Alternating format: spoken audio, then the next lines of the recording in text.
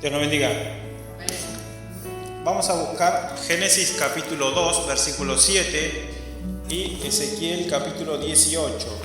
Este es un tema que da para varias enseñanzas, no una sola, porque se van a ir abriendo un montón de preguntas. Génesis capítulo 2, versículo 7 dice: Entonces Jehová Dios formó al hombre del polvo de la tierra y sopló en su nariz aliento de vida, y fue el hombre un ser viviente.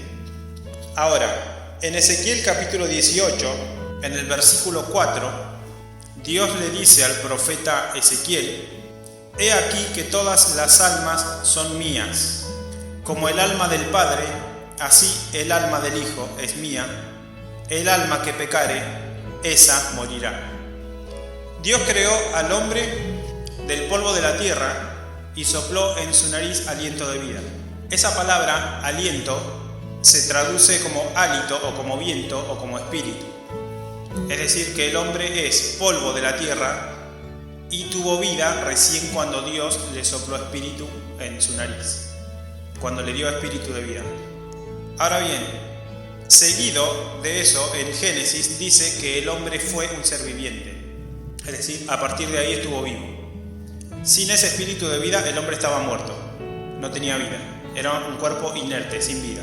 La palabra ser, que se traduce ahí en el español para nosotros, la palabra ser viviente, en el hebreo es la palabra nefesh, que significa alma.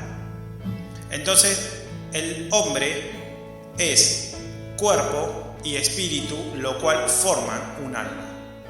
El ser viviente es el alma viviente. Es decir, un cuerpo que no tiene espíritu ya deja de ser un alma. No es que tenemos un espíritu y un alma aparte. El hombre es cuerpo más espíritu. Lo repito para que se entienda. El hombre formado del polvo de la tierra, sin espíritu, es un cuerpo muerto. Dios sopla espíritu de vida en su nariz y ahí es un ser viviente. Pero la palabra ser, que es la palabra nefesh en el hebreo, se traduce como alma en el mismo pasaje de Ezequiel en donde dice: el alma que pecare morirá. Entonces lo que está diciendo es que el alma puede morir. El alma no es inmortal y es palabra de Dios, no es palabra mía. Entonces, el alma y el espíritu no es que son dos cosas inmateriales que tiene el ser humano, sino que el espíritu es lo inmaterial y el alma es la suma del cuerpo y el espíritu. El alma es el conjunto, según lo que dice la Escritura. Somos polvo, tenemos espíritu de vida y el ser humano pasa a ser un alma. Ahora bien, Salomón le pidió sabiduría a Dios y por medio de la revelación de Dios, Eclesiastés capítulo 9, versículo 5 dice: Porque los que viven saben que han de morir, pero los muertos nada saben, ni tienen más paga, porque su memoria es puesta en olvido. También su amor y su odio y su envidia fenecieron ya, y nunca más tendrán parte en todo lo que se hace debajo del sol. Y en el versículo 10 dice: Todo lo que te viniere a la mano para hacer, hazlo según tus fuerzas, porque en el Seol, a donde vas, no hay obra, ni trabajo, ni ciencia, ni sabiduría. Salomón lo que está diciendo, que los muertos nada saben. Esto significa que cuando uno muere, no queda el alma por ahí viva, consciente, sino que se separa el espíritu y el cuerpo vuelve a la tierra, dice, y el espíritu vuelve a Dios. Eclesiastés capítulo 12, versículo 7 dice: Y el polvo vuelva a la tierra como era, y el espíritu vuelva a Dios que lo dio. Entonces ahí tenemos que el hombre que había sido formado del polvo de la tierra vuelve a la tierra, el cuerpo, y el espíritu que dio Dios, el aliento de vida, vuelve a Dios. Entonces ahí significa que esa suma que había entre cuerpo más espíritu que formaban un alma, ahora se hace una resta, digamos. Se separa el cuerpo y el espíritu es el que vuelve a Dios.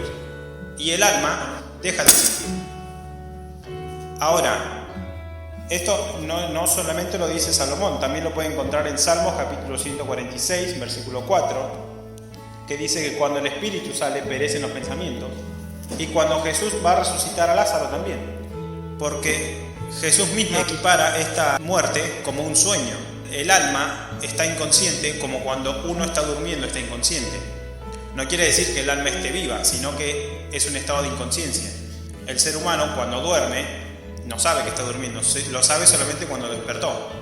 El alma queda en un estado de inconsciencia. Por eso Jesús dijo, nuestro amigo Lázaro duerme. Y después dijo muy claro, Lázaro ha muerto. Entonces, ¿dónde están los muertos ahora? Los muertos están en el sepulcro, que es ese estado de inconsciencia hasta el día de la resurrección. Ahí donde en la escritura está la palabra Seol, en hebreo, es sepulcro o lugar de los muertos. Lo mismo en el Nuevo Testamento, cuando dice Hades, es el lugar de los muertos, no es el infierno, como muchos creen. En el sepulcro hay un estado de inconsciencia hasta el día de la resurrección. En Daniel, capítulo 12, versículo 2, el profeta dice que muchos de los que duermen en el polvo de la tierra serán despertados. Es decir, sigue hablando de los que duermen, es un estado de inconsciencia. Daniel capítulo 12, versículo 2, dice, y muchos de los que duermen en el polvo de la tierra serán despertados, unos para vida eterna y otros para vergüenza y confusión perpetua. Ahora, la idea general que hay, la idea muy popular de que el alma sigue viva cuando una persona muere, de que el alma puede andar rondando por ahí o va directamente al cielo o al infierno, ¿cuál sería el sentido de resucitar para obtener la vida eterna o para recibir el castigo? Esta idea del alma inmortal no es bíblica, sino que es griega. Fue el filósofo Platón el que habló sobre el alma inmortal, porque él creía sobre un mundo físico y un mundo ideal, o el de las ideas, en el que planteaba que el alma era la esencia divina del ser humano que buscaba trascender y entonces iba desarrollándose en el cuerpo humano hasta el momento de la muerte. Si el momento de la muerte esa alma no lograba trascender, reencarnaba en otro ser humano. Ahora, Platón era griego, no había recibido la revelación de las Escrituras ni palabra de Dios. Vivió en el siglo IV a.C. Agustín de Hipona, que vivió en el IV siglo después de Cristo, que era un discípulo de las ideas de Platón, cuando llegó al cristianismo llegó por la rama del catolicismo. Entonces, con sus ideas, terminó por dar a entender que el espíritu y el alma eran dos elementos inmateriales del ser humano. Y ahí fue que se empezó a desarrollar la idea dentro del cristianismo de que el alma es inmortal. Es decir, es una filosofía griega metida dentro de la revelación de las Escrituras. Leer las Escrituras de esa manera es darle el significado que nosotros le queremos dar, en lugar de que las Escrituras nos expliquen a nosotros qué es lo que Dios dijo. Si ya leímos que Dios formó al hombre del polvo de la tierra y sopló espíritu de vida en su nariz y ahí fue un alma viviente, y también leímos que el alma puede morir, entonces ¿por qué sostenemos nosotros que el alma es inmortal por naturaleza? Nosotros estamos contradiciendo lo que Dios dijo, solamente porque fuimos influenciados o educados de esa manera a través de una religión que se sostuvo durante siglos y siglos y lo sigue sosteniendo al día de hoy, y muchas religiones sostienen que el alma es inmortal, lo cual no revelan las Escrituras. Hay otros textos que son textos ambiguos o que están traducidos de acuerdo a la interpretación del traductor. El traductor siempre tiene que elegir qué palabras escribir en la traducción. Por ejemplo, nosotros estamos usando la traducción en español de Casiodoro de Reina y Cipriano de Valera, que tuvo un montón de revisiones y la sigue teniendo. Empecé a buscar en las Escrituras a ver dónde hablaba del alma, y resulta que en la Escritura nunca dice que el alma sea inmortal. En ninguna parte. Incluso Jesús mismo dijo, temed a aquel que puede matar el cuerpo y el alma en el Seol, o en el Hades. En el Hades está en el Nuevo Testamento, que es el término griego para el sepulcro. Entonces, no es solamente tener miedo a aquel que puede matar tu cuerpo, sino tener respeto por Dios que puede matar tu ser por completo, el cuerpo y el espíritu. A eso se refirió Jesús cuando dijo, no solo el cuerpo, sino también el alma. Ahora, hay otras traducciones, la traducción que nosotros mismos usamos, que pueden prestarse a la confusión y hacernos pensar que el alma es inmortal. Algo que tenemos que tener en cuenta es que en el idioma griego no había puntuación, todo estaba escrito de corrido. Y acá, según la interpretación del traductor, se tradujo en Lucas capítulo 23, versículo 43, en donde dice: entonces Jesús le dijo al ladrón que estaba en la cruz: de cierto te digo que hoy estarás conmigo en el paraíso. Entonces ahí uno puede pensar, el alma sí es inmortal, y ese mismo día el alma del ladrón ascendió al cielo con Jesús. Pero resulta que Jesús no fue al cielo. En Juan capítulo 20, versículo 17, cuando Jesús se aparece a María Magdalena la mañana de la resurrección, María fue sorprendida por Jesús resucitado y le dijo: no me toques, porque aún no he subido a mi Padre. Entonces Jesús no había subido al cielo. Entonces, ¿cómo le pudo haber dicho al ladrón en la cruz: de cierto te digo que hoy estarás conmigo en el paraíso? Bien, entonces ahí ya sabemos que hay un error en la traducción. No había comas, no había puntuación. Está la palabra hoy en el idioma original, en griego. Entonces el sentido de la frase que dijo Jesús es: de cierto te digo, hoy estarás conmigo en el paraíso. Es una promesa que Jesús le dio en esa misma tarde en la que murieron, pero no le dijo que hoy iba a estar en el paraíso. Era en un futuro y no en un futuro inmediato. Dios creó al hombre con el fin de que tenga vida eterna, pero el hombre desobedeció, pecó, y Dios le dijo: vas a morir, y murió espiritualmente, no murió físicamente ese día. Cuando el hombre desobedece, muere espiritualmente. La inmortalidad es un regalo de Dios. Por eso en Daniel dice que unos van a resucitar, van a despertar de la muerte para vida eterna, y otros para vergüenza y confusión perpetua. La confusión es: como está en un estado de inconsciencia, al momento de abrir los ojos no va a saber cuánto tiempo pasó y no va a saber qué es lo que le está pasando. Ahora, vergüenza es porque va a reconocer en ese mismo momento su pecado y de no haber reconocido en vida que Cristo es el Salvador, por no haber creído. Esa va a ser la vergüenza. Ahora, la palabra perpetua significa hasta la muerte. Lo que indica es que esa persona que va a resucitar en ese momento otra vez va a morir. Y ahora lo vamos a ver eso en el Apocalipsis también. En Lucas capítulo 16 está la parábola del rico y Lázaro. Las parábolas son historias ilustrativas para enseñar una verdad, y Jesús usa figuras conocidas de esa época para enseñar sobre justicia y arrepentimiento. Y vamos a encontrar elementos simbólicos, que hay un pobre que va al seno de Abraham, y no es una enseñanza literal sobre el estado de los muertos. Había un hombre rico que se vestía de púrpura y de lino fino, y hacía cada día banquete con esplendidez. Había también un mendigo llamado Lázaro, que estaba echado a la puerta de aquel lleno de llagas, y ansiaba saciarse de las migajas que caían de la mesa del rico, y aún los perros venían y le lamían las llagas.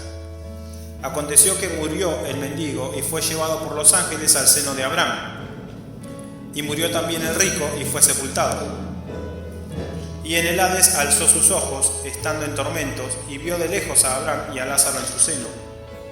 Entonces él, dando voces, dijo: Padre Abraham, ten misericordia de mí, y envía a Lázaro para que moje la punta de su dedo en agua y refresque mi lengua, porque estoy atormentado en esta llama. Pero Abraham le dijo: Hijo, acuérdate que recibiste tus bienes en tu vida, y Lázaro también males. Pero ahora éste es consolado aquí y tú atormentado. Además de todo esto, una gran sima está puesta entre nosotros y vosotros, de manera que los que quisieren pasar de aquí a vosotros no pueden, ni de allá pasar acá. Entonces le dijo: Te ruego pues, Padre, que le envíes a la casa de mi padre, porque tengo 5 hermanos, para que les testifique, a fin de que no vengan ellos también a este lugar de tormento. Y Abraham le dijo: A Moisés y a los profetas tienen, óiganlos. Él entonces dijo: No, padre Abraham, porque si alguno fuere a ellos de entre los muertos, se arrepentirán. Mas Abraham les dijo: Si no oyen a Moisés y a los profetas, tampoco se persuadirán, aunque alguno se levantare de los muertos.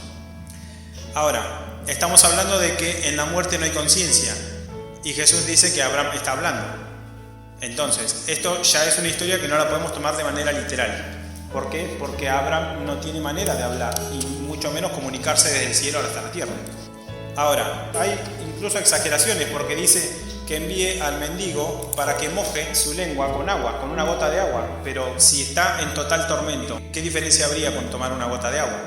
Jesús usa una exageración para explicar sobre el arrepentimiento en esta parábola, no sobre el estado de los muertos. En el versículo 23, donde dice: en el Hades alzó sus ojos, estando en tormentos, y vio de lejos a Abraham y a Lázaro en su seno. En ese momento, cuando abre sus ojos, es el momento de la resurrección, de la que habla Daniel en el capítulo 12, donde dice que despertarán unos para vida eterna y otros para vergüenza y confusión perpetua. Y también le dice: te ruego que lo envíes a Lázaro a la casa de mi padre, porque quizás se persuadan si ven que alguien resucita de entre los muertos. Y Jesús mismo está anticipando ahí que no iban a creer aunque Él se levantara de los muertos. Y así fue. Jesús se levantó de entre los muertos y no creyeron. Y por eso dice que tienen a Moisés y a los profetas y que tampoco se van a persuadir aunque alguno se levante de entre los muertos. Entonces no se puede sacar una doctrina de una parábola, porque la parábola es solamente una ilustración. La semana pasada habíamos hablado sobre el caso de Saúl, que quiso invocar a Samuel, que ya había fallecido. Primer libro de Samuel, capítulo 28, en el versículo 6, dice: y consultó Saúl a Jehová, pero Jehová no le respondió ni por sueños, ni por Urim, ni por profetas. Ahí ya tenemos que Dios no le daba respuesta a Saúl, siendo rey. Y Dios ya había prohibido. En Deuteronomio capítulo 18 se va a encontrar que Dios prohíbe consultar a los adivinos. También en Levítico capítulo 20, la semana pasada lo vimos ahí. Saúl pide a la adivina invocar a Samuel. En el versículo 8 dice: y se disfrazó Saúl y se puso otros vestidos y se fue con 2 hombres y vinieron a aquella mujer de noche, y él dijo: yo te ruego que me adivines por el espíritu de adivinación y que me hagas subir a quien yo te dijere. Y la mujer le dijo: he aquí tú sabes lo que Saúl ha hecho, cómo ha cortado de la tierra a los evocadores y a los adivinos. ¿Por qué pues pones tropiezo a mi vida para hacerme morir? Entonces Saúl le juró por Jehová diciendo: vive Jehová que ningún mal te vendrá por esto. La mujer entonces dijo: ¿a quién te haré venir? Y él respondió: hazme venir a Samuel. Y viendo la mujer a Samuel, clamó en alta voz y habló aquella mujer a Saúl diciendo: ¿por qué me has engañado? Pues tú eres Saúl. Y el rey le dijo: no temas, ¿qué has visto? Y la mujer respondió a Saúl: he visto dioses que suben de la tierra. Ahí esa parte donde dice dioses es la palabra Elohim, que es espíritu. Entonces en el versículo 14, Saúl le pregunta cuál es su forma y ella respondió: un hombre anciano viene cubierto de un manto. Es lo único que le dijo. Saúl entonces entendió que era Samuel y humillando el rostro a tierra hizo gran reverencia. Y ahí sí, el texto sigue y dice: y Samuel dijo a Saúl. Ahora, ¿por qué Dios usaría un medio que él mismo prohibió para hablarle a Saúl? De esa manera nosotros podemos entender que si Dios no es hombre para mentir, ni hijo de hombre para arrepentirse, entonces Él tampoco es una persona que pueda mentir en su propia ley. Si Dios dice que no consulte a los adivinos, y alguien va y consulta a los adivinos, ¿por qué Dios le daría una respuesta a través de un adivino? Entonces, esto significa que no es Samuel el que le respondió a Saúl. En Primera de Crónicas, capítulo 10, versículos 13 y 14, se deja claro que el pecado de idolatría fue por el que murió Saúl. Así murió Saúl por su rebelión con que prevaricó contra Jehová, contra la palabra de Jehová, la cual no guardó, y porque consultó a una adivina, y no consultó a Jehová. Por esta causa lo mató y traspasó el reino a David, hijo de Isaí. Entonces, nuestra esperanza no es una vida inmediata después de la muerte, sino la resurrección. Eso es lo que escribe Pablo también en 1 Corintios capítulo 15, en el que habla sobre la resurrección. Para ir cerrando esta primera parte, que es un pantallazo muy general, entonces vamos a hablar sobre la resurrección. Pablo empieza el capítulo 15 hablando sobre la resurrección de Cristo. En el versículo 13 dice: porque si no hay resurrección de muertos, tampoco Cristo resucitó. Y si Cristo no resucitó, vana es nuestra predicación, vana es también vuestra fe. Entonces empieza a desarrollar el tema de la resurrección y en el versículo 35 responde a un interrogante que tenían los corintios. Pero dirá alguno: ¿cómo resucitarán los muertos? ¿Con qué cuerpo vendrán? Necio, lo que tú siembras no se vivifica, sino muere antes. Y lo que siembras no es el cuerpo que ha de salir, sino el grano desnudo, ya sea de trigo o de otro grano. Pero Dios le da el cuerpo como Él quiso, y a cada semilla su propio cuerpo. En el versículo 44 dice: se siembra cuerpo animal, resucitará cuerpo espiritual. Hay cuerpo animal y hay cuerpo espiritual. Así también está escrito: fue hecho el primer hombre, Adán, alma viviente; el postrer Adán, espíritu vivificante. Mas lo espiritual no es primero, sino lo animal, luego lo espiritual. En el versículo 50 dice: pero esto digo, hermanos, que la carne y la sangre no pueden heredar el reino de Dios, ni la corrupción hereda la incorrupción. He aquí os digo un misterio: no todos dormiremos, pero todos seremos transformados.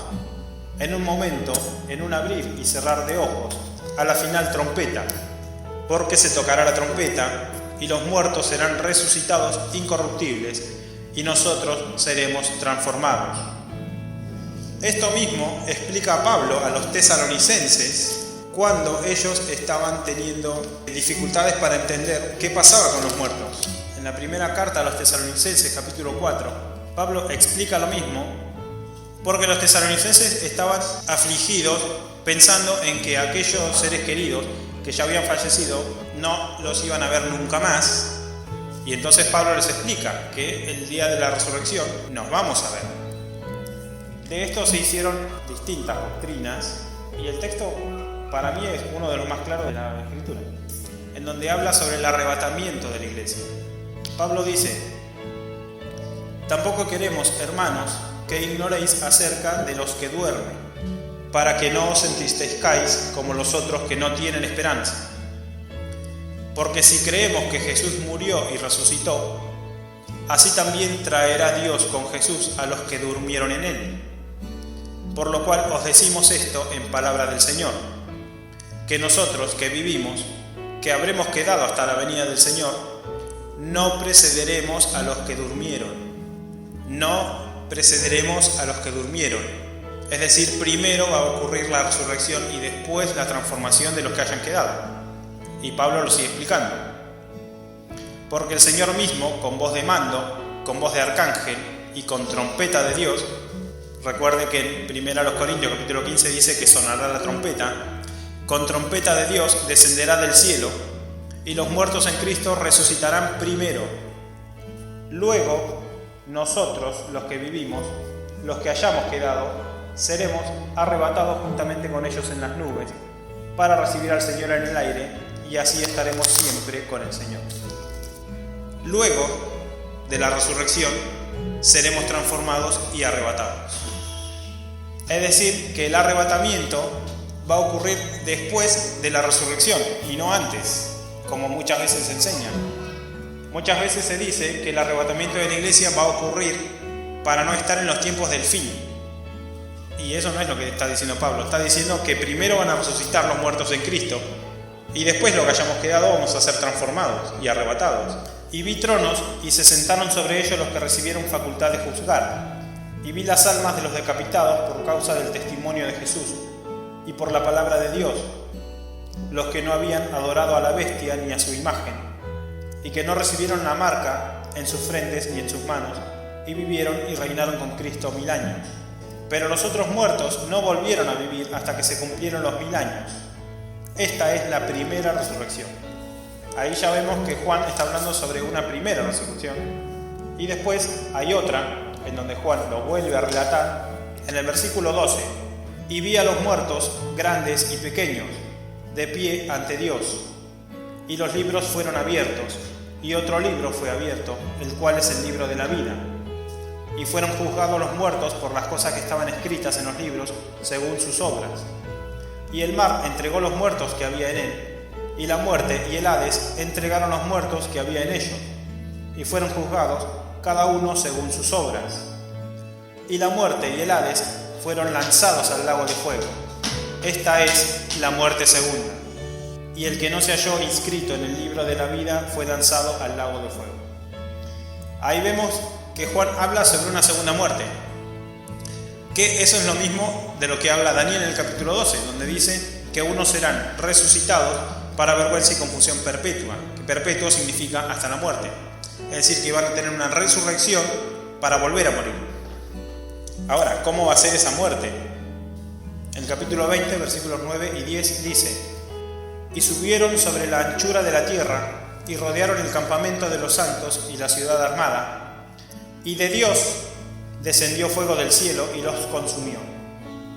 Y el diablo que los engañaba fue lanzado en el lago de fuego y azufre, donde estaban la bestia y el falso profeta, y serán atormentados de día y noche por los siglos de los siglos.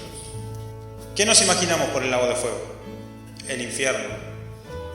Ahora, ¿qué dice en el versículo 9? De Dios descendió fuego del cielo. Dios es fuego consumidor. Para que nos quedemos tranquilos. Isaías capítulo 33. Después, en su casa, si quiere, lea 1 Corintios capítulo 3, en donde habla sobre el fuego como purificador. El fuego de Dios purifica a aquel que es como el oro. Muchas veces pensamos que en el infierno va a haber vida eterna. Y resulta que leímos recién que dice que va a haber una muerte. Entonces, ¿por qué pensamos que va a haber vida eterna en el infierno? No tiene sentido.